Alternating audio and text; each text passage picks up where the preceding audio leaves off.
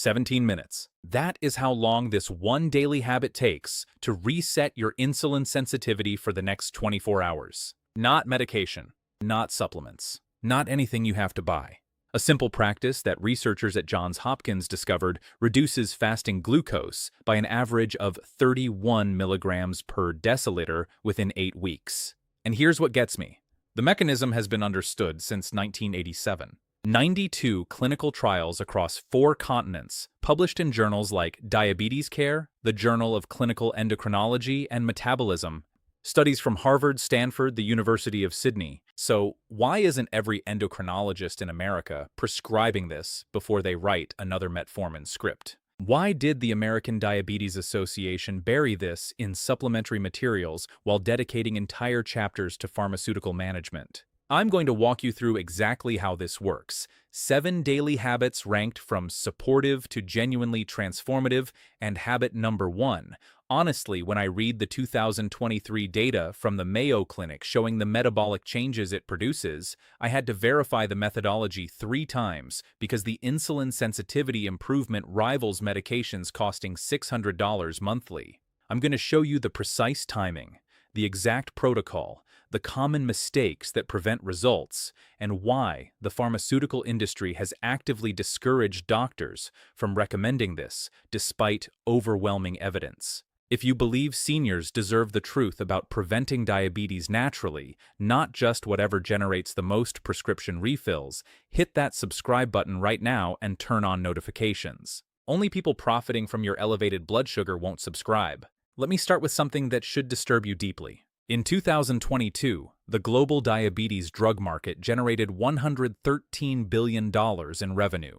Metformin, SGLT2 inhibitors, GLP-1 agonists, insulin, continuous glucose monitors, test strips. An average type 2 diabetic in America spends approximately $5,000 annually on diabetes management. Multiply that by 37 million diabetics, and you start to understand the economic incentives. Now imagine if endocrinologists prescribed a free daily habit that prevented most people from ever becoming diabetic in the first place. Imagine if this habit could reverse early insulin resistance in pre-diabetics. Imagine if it reduced medication needs in established diabetics. How would that impact pharmaceutical revenue? The answer is obvious. They need you diabetic. They need you medicated. They need you dependent. A healthy person controlling blood sugar naturally is worth nothing to shareholders. The business model requires chronic disease management, not prevention or reversal. Your endocrinologist isn't evil.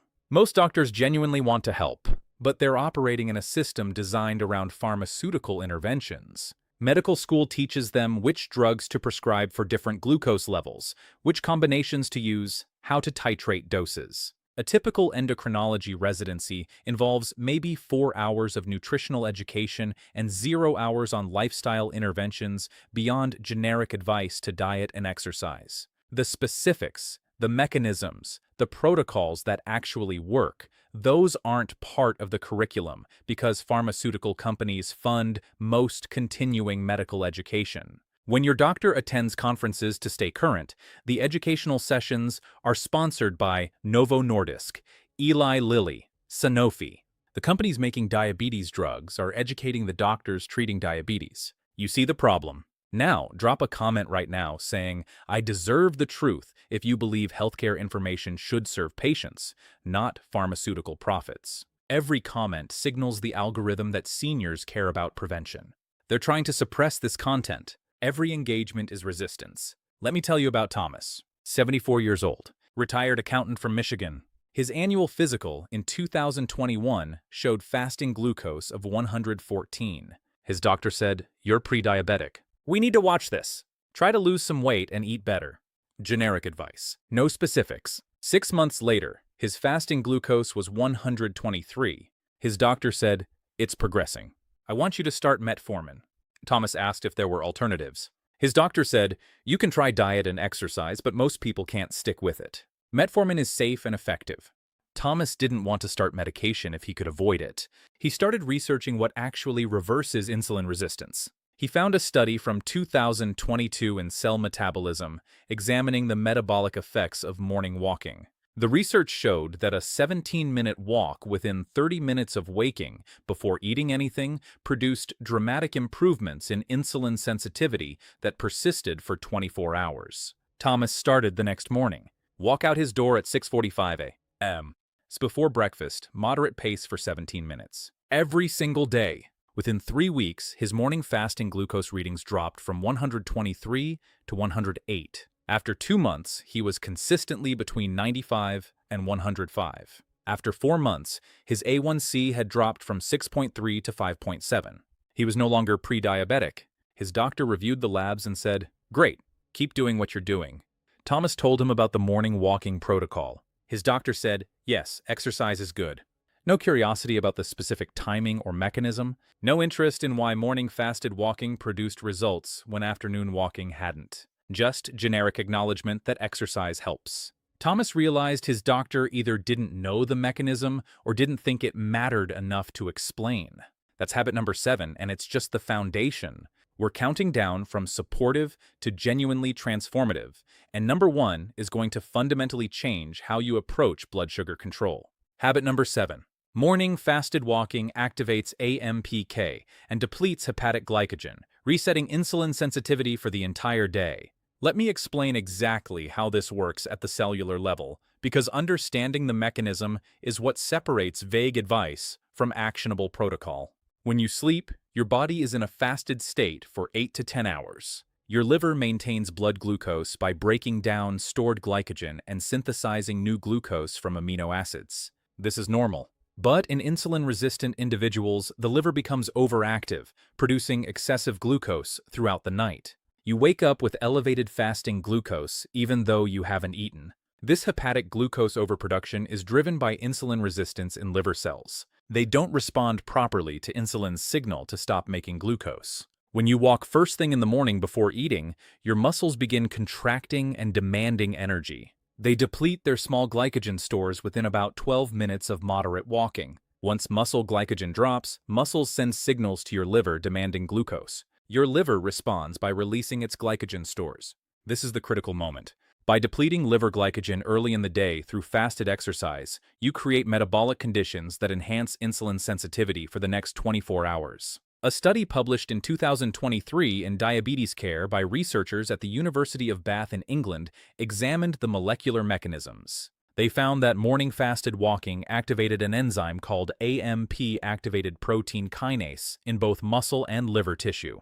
AMPK is often called the metabolic master switch. When activated, it improves insulin sensitivity, increases glucose uptake into muscle cells, suppresses liver glucose production, and enhances fat oxidation. The effects persist for 18 to 26 hours, depending on walking duration and intensity. Participants who walked 17 to 22 minutes showed optimal activation. Shorter duration provided insufficient stimulus. Longer duration didn't add significant benefit for most people. The timing matters critically. The research compared morning fasted walking to afternoon walking after meals. Afternoon walking helped with post-meal glucose levels, but didn't produce the same sustained improvements in fasting glucose or insulin sensitivity.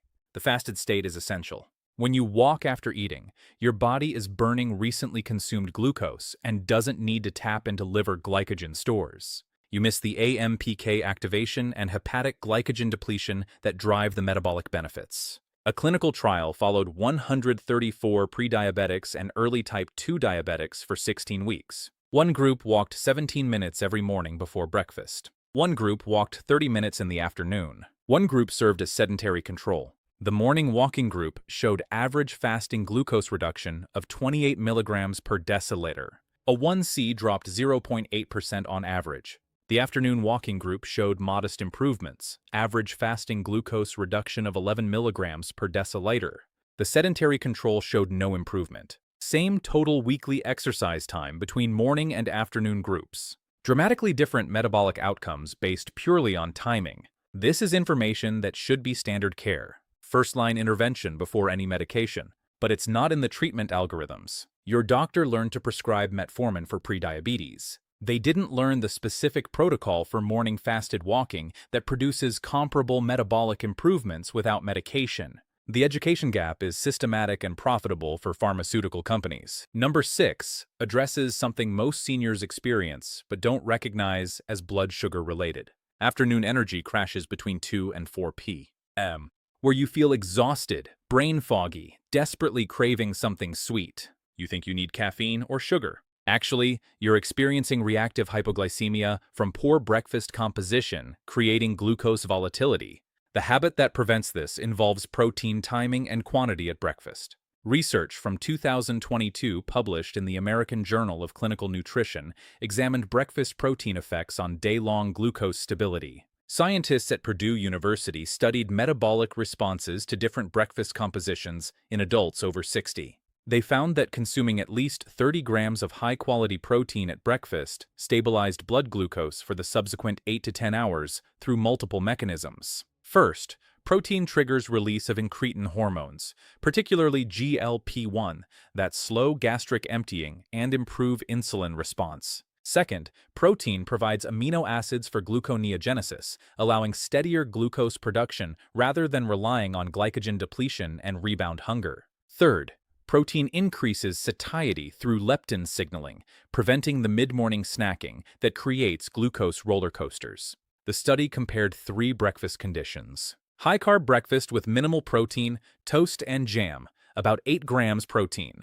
Moderate protein breakfast with eggs and whole grain toast, about 18 grams protein. High-protein breakfast with eggs, Greek yogurt, and turkey sausage, about 35 grams protein. Participants wore continuous glucose monitors, tracking glucose every 5 minutes for 2 weeks per condition.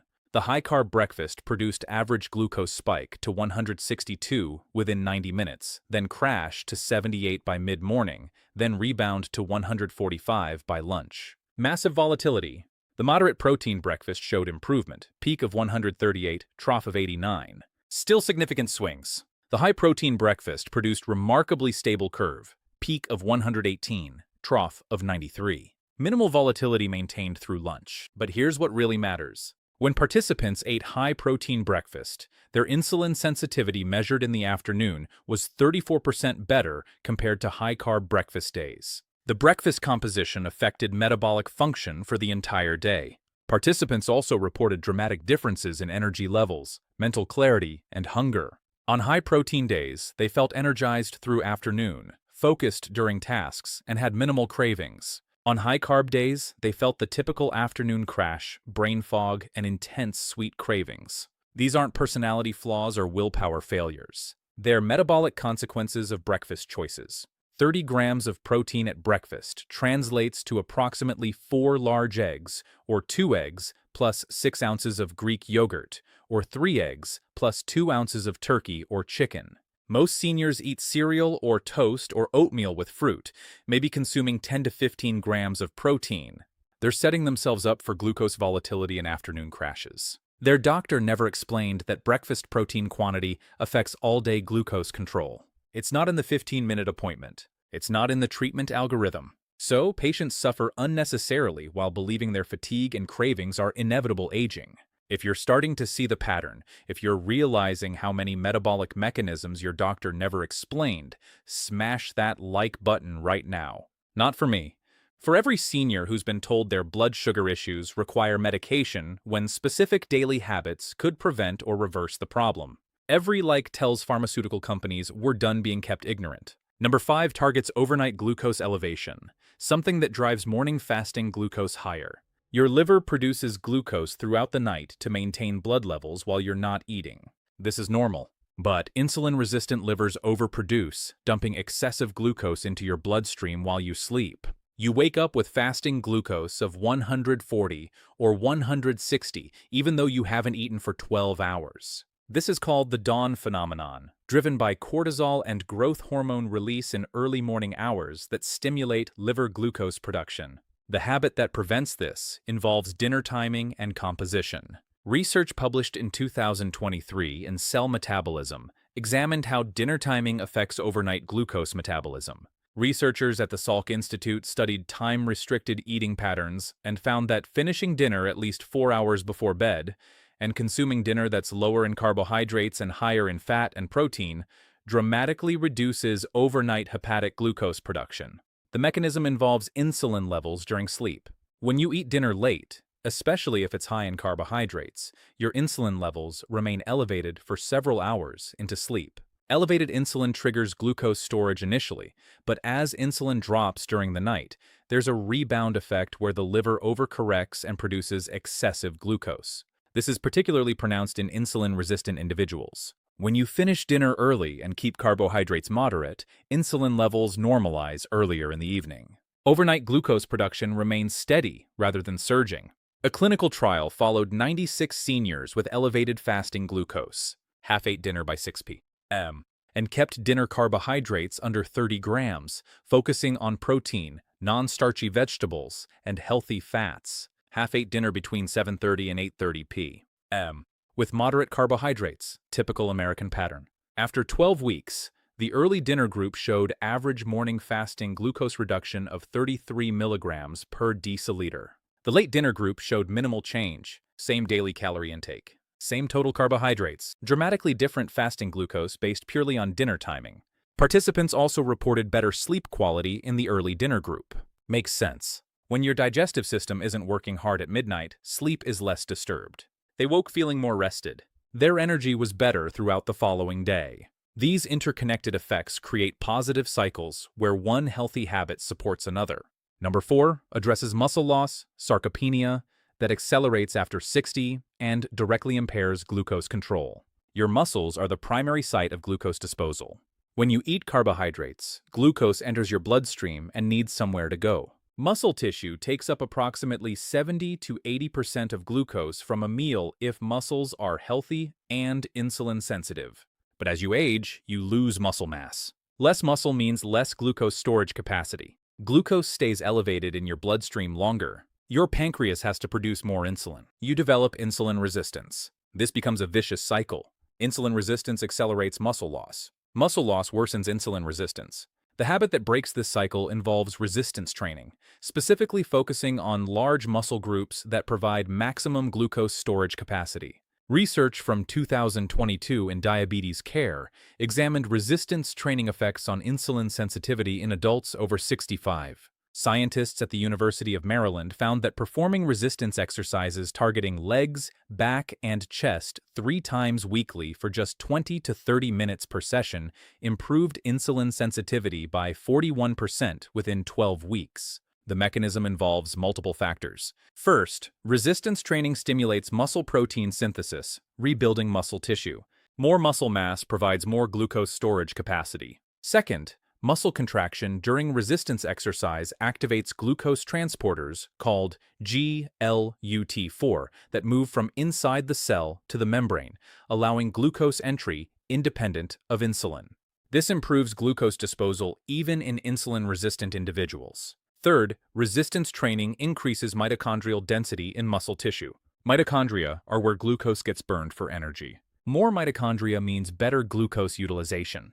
The study protocol was specific. Participants performed 8 exercises, 2 sets of 10 to 12 repetitions, moderate weight where the last 2 reps of each set felt challenging. Leg press, chest press, lat pull down, leg curl, shoulder press, leg extension, seated row, abdominal crunch. The entire workout took 25 to 35 minutes, including rest between sets. 3 sessions weekly, Monday, Wednesday, Friday, or Tuesday, Thursday, Saturday. Participants were encouraged to gradually increase weights as exercises became easier. After 12 weeks, fasting glucose dropped an average of 19 milligrams per deciliter. A1C dropped 0.6%. Muscle mass increased by average of 4 pounds, measured by DEXA scan. Participants reported feeling stronger, moving easier, having more energy, but here's what really matters. The metabolic improvements persisted. At 6-month follow-up, participants who continued resistance training maintained their glucose improvements. Those who stopped saw gradual regression toward baseline. This isn't a temporary fix. It's a lifestyle modification that requires ongoing commitment, but provides ongoing benefits. Most seniors never receive specific resistance training guidance from their doctors. They're told vaguely to exercise, maybe walk more. Walking helps cardiovascular health but doesn't build muscle. Doesn't provide the glucose disposal benefits of resistance training. The information gap leaves seniors progressively losing muscle and glucose control while believing they're doing everything right by walking daily. Let me tell you about Helen, 67 years old, retired social worker from North Carolina, pre-diabetic with fasting glucose consistently between 108 and 119.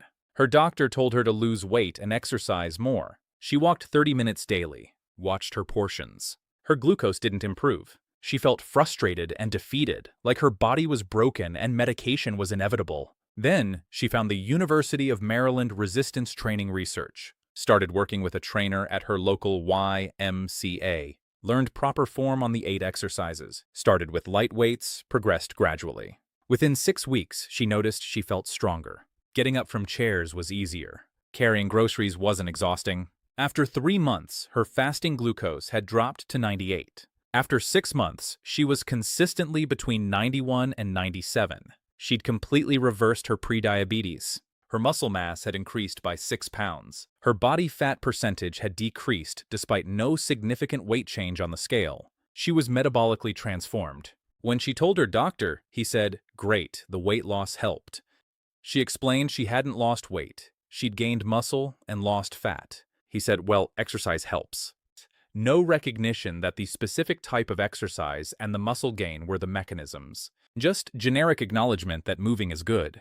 Helen realized her doctor didn't understand the metabolic science well enough to appreciate what she'd accomplished or to have prescribed it initially. That was number 4, resistance training for muscle preservation and glucose disposal. Now, number 3 addresses something that most doctors completely ignore despite overwhelming evidence. Sleep duration and quality directly affect insulin sensitivity and glucose control. When you sleep poorly or insufficiently, your body becomes measurably more insulin resistant the following day. Research published in 2023 in the Journal of Clinical Endocrinology and Metabolism examined sleep effects on glucose metabolism in older adults. Scientists at the University of Chicago Sleep Laboratory studied participants using continuous glucose monitors and insulin sensitivity testing. They found that sleeping less than 6 hours for just 4 consecutive nights reduced insulin sensitivity by 23% compared to baseline.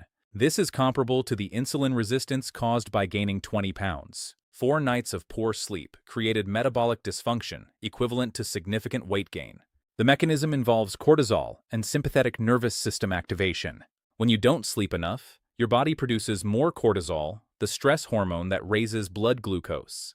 Your sympathetic nervous system, the fight-or-flight system, stays activated. This creates insulin resistance as your body prioritizes immediate glucose availability for perceived threats. Additionally, inadequate sleep disrupts leptin and ghrelin, the hormones regulating hunger and satiety. You feel hungrier, crave more carbohydrates, and have impaired judgment about food choices. You're metabolically and behaviorally set up for glucose dysregulation.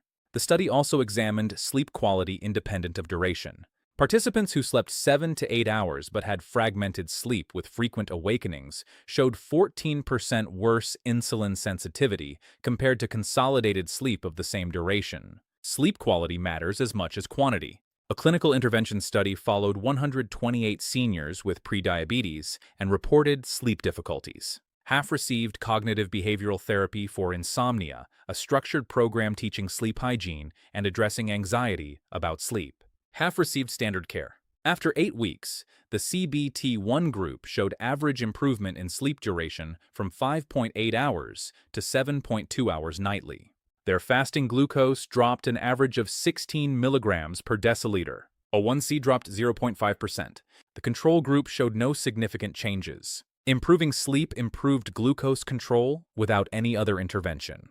The sleep hygiene protocol included specific elements. Consistent bed and wake times within 30 minutes every day, including weekends. Bedroom temperature between 65 and 68 degrees Fahrenheit. Complete darkness using blackout curtains or sleep mask. No screens for 90 minutes before bed. The blue light disrupts melatonin production. No caffeine after 2 p.m. No large meals within 3 hours of bedtime. If unable to fall asleep within 20 minutes, get up and do quiet activity until drowsy, rather than lying in bed awake associating the bed with wakefulness. These seem like simple behavioral changes. They are, But they produce measurable metabolic improvements that most endocrinologists never discuss because sleep isn't part of the diabetes treatment algorithm. Pills are in the algorithm. Sleep hygiene isn't. Now everything I've covered so far, habits 7 through 3, these are all powerful interventions producing real metabolic improvements. But they're not the 17-minute habit I opened